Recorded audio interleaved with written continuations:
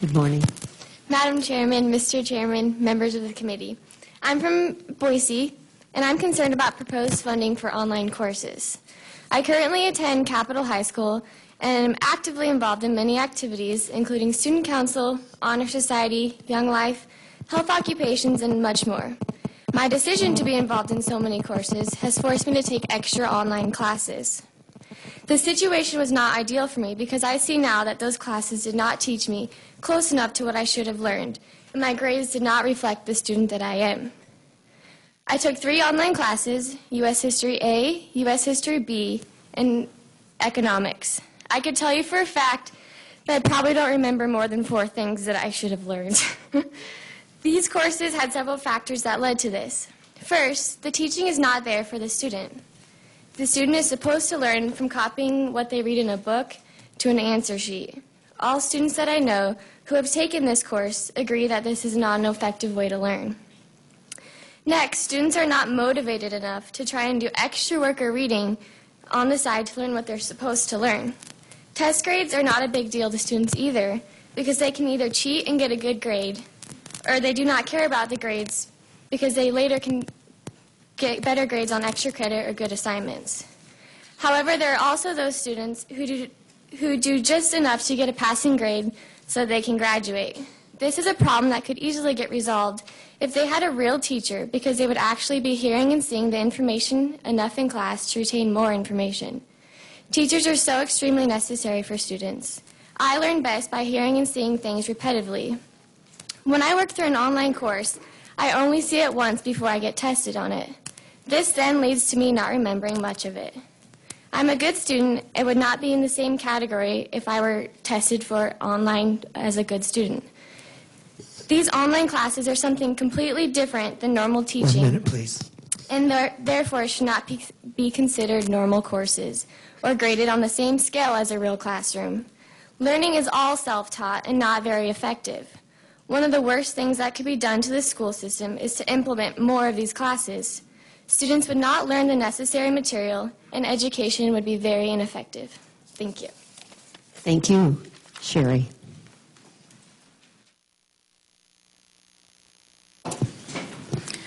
Senator Cameron, Representative Bell, and members of the committee, thank you for holding this hearing. I am Sherry Wood. I spent 28 years teaching in Caldwell, and I'm proud to serve as president for 13,000 Idahoans who work in our schools.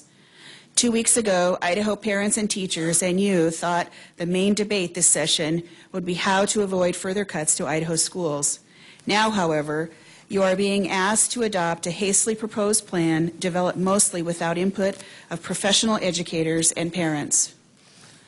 Mr. Luna believes that Idaho can simply no longer afford to provide classroom-focused education for our children, so we have no choice but to shift to a system where laptops replace teachers, where students will spend even more hours each day in front of screens, and where 1,000 education jobs will be lost over the next 2 years. We certainly can do better by our children. Mr. Luna says this plan will only increase class size by 2, which would be fine if teachers actually had classes of 18 or 19. But the current average class size in Coeur d'Alene high schools is 25. And in Boise, 5th graders share a classroom with 26 other children.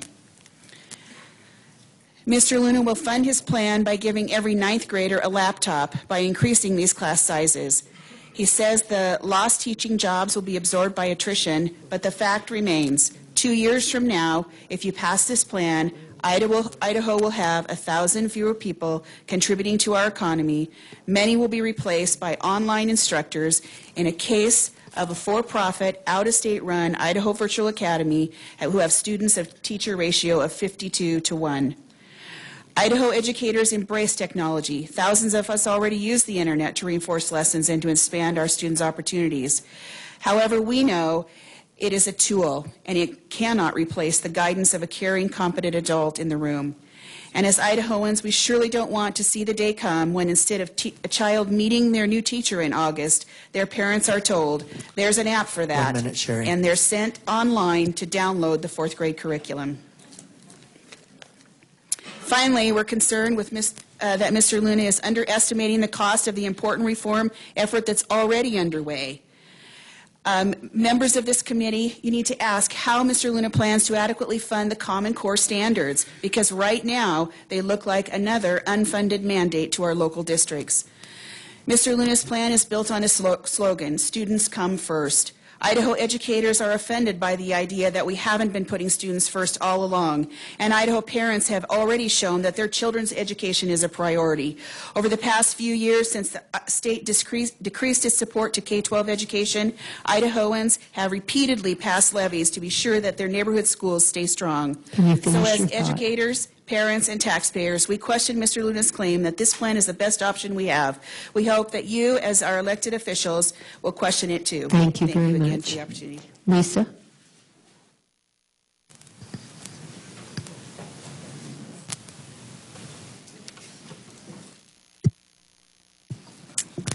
Madam Chair, committee members, my name is Lisa Halse. I live in Sagal, Idaho. I've been the business manager for Lake Pend Oreille School District for 7 years and an Idaho resident for 22. Thank you for taking the public testimony. I'm here to ask you that as a member of this committee, that you take the time to personally reach out to each school district that you represent. I'm here to humbly, but viscerally, encourage you to talk at length and deliberately to those individuals that could not make the journey here today. I can assure you that when you personally know your school district's board members, administration, union membership, engaged parents, and community members, you will be able to rely on them to guide you through the potential impacts of the recommendations that are before you now. As the business manager of a school district, and I would say for those that share that job in the other public school districts in the state of Idaho, everyone turns to you immediately. How is this going to impact our district? I can tell you that the nuances of the application of the recommendations that are before you are not solely born in the financial ramifications. The partnership model that I'm asking you to embark upon today has reaped tangible results in our school district, and I am genuinely asking you to make that extra effort yourselves. Thank you very much. Christina Hartman, Margaret Castle, Lavon Dresden, Brenda Dunstan, Brittany Bauer, and Tamara Fisher.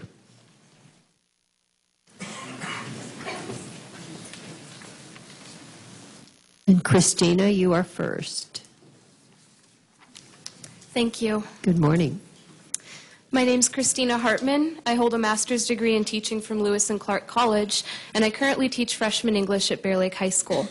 I'm an expert in the teaching field, and I'd like to share some of my research findings and personal experiences with you today.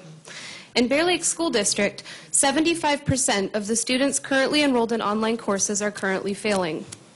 We know from experience that our students are not successful without an effective teacher to interact with. By requiring 2 online courses a year, we would be implementing a cookie-cutter approach to education, and no 2 kids fit the same mold. I have one student who struggles to retain information when it is read out of a book, so I spend most of my study hall reading aloud to him from his textbooks. Another boy has trouble finding books that interest him, so I've spent my own time and money searching the shelves of bookstores until I found Bull Rider, a book I knew he would love, and he did. He finished it last week. When students have a hard time comprehending difficult books like Treasure Island, we take turns acting out chapters so that students can take ownership of their literature. Proponent of and expert in online education, Brian Lurcher told me, even with the most effective online classes, students who do not choose to take them will not be successful in them. As you can see, Idahoans, parents, and students are not collectively choosing to take online classes. The Department of Ed would have you believe that there is currently no research that indicates the Luna model would succeed or fail.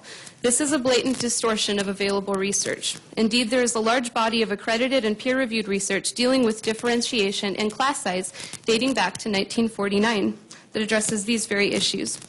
New York and Florida switched to required one-to-one laptop methodology, and because of hacking, pornography, viruses, cheating, and cost of upkeep, they are rapidly switching back to classroom teachers. New York also recently compared districts on a one-to-one model to those being taught in traditional classrooms and found that there was no significant difference between the two groups. 1 minute, please. Given all the hassle and lack of results, both states are left in the financial lurch where they were when they first considered implementing such extreme measures. I ask you, why put all of our eggs in one basket? In its current state, Luna's plan is extreme and stakes the lives and futures of our students on a methodology that is largely unaccredited and untested. I propose we stake the future of this plan on its effectiveness. Why not considering requiring high school students take 2 online classes before graduation instead of 2 per year? They could then test the waters and decide to continue virtual study. In the meantime, we could allocate funds to pay for new class sets of computers, a flash drive for every student, a technology rent-to-own program, and AV checkout options. This would allow us to switch to e-books, and a broken flash drive could be easily and inexpensively replaced by parents or the district. Thank you. Thank you. Thank you very much. Margaret? Good morning. I'm Margaret Castle, and I teach in Emmett, Idaho. And I'm here, though, to tell you about my daughter, and I have her permission to talk about her. She's sitting right back there. She graduated from Emmett High School in 2009. Then last year she joined the National Guard, and she completed her training in December. She is a success, not because she was a straight-A student, because she wasn't. She was a C average student. She is a success, not because she was advanced on her ISATs. She wasn't. She did manage to be proficient. She is a success because she graduated from high school. She was able to graduate because she had teachers behind her, encouraging her, prodding her on, caring that she learned, and teachers who looked for ways to interest her. School was not easy for her, and it took literally a village to help her along the way.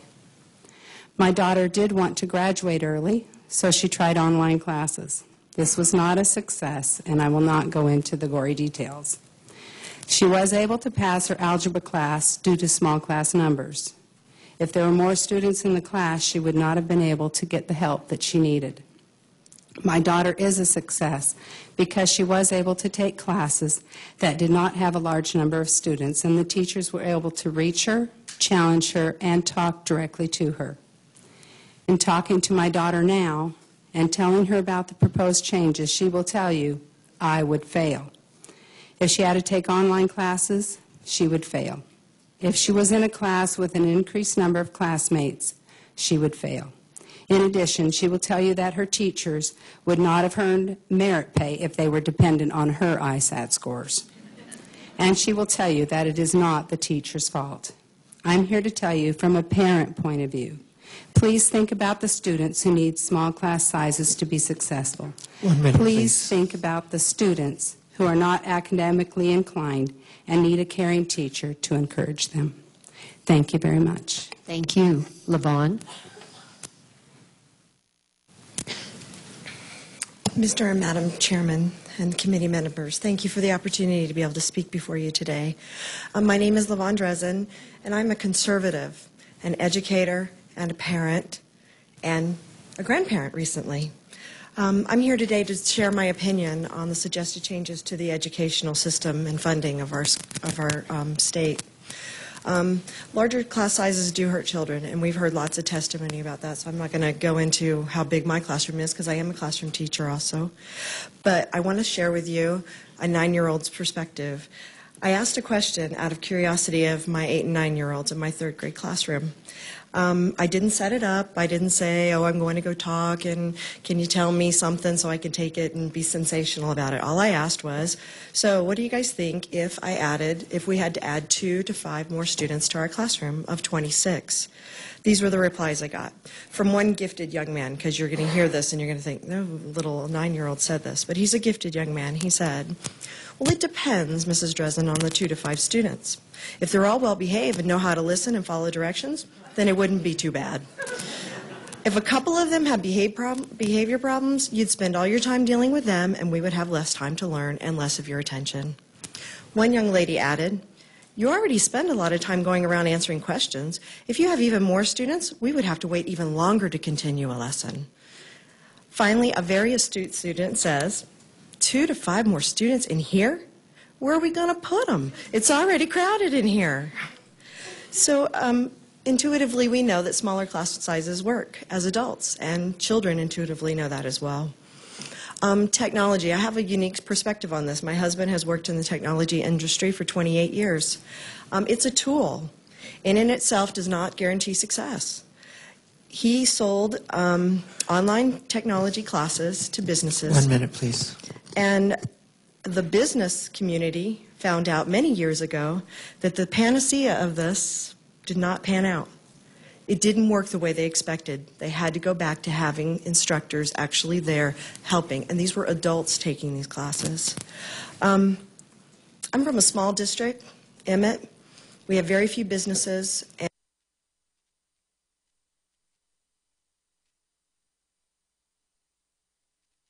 and we struggle to pass a levy. It just doesn't happen often. Every time the state makes changes like this, it impacts us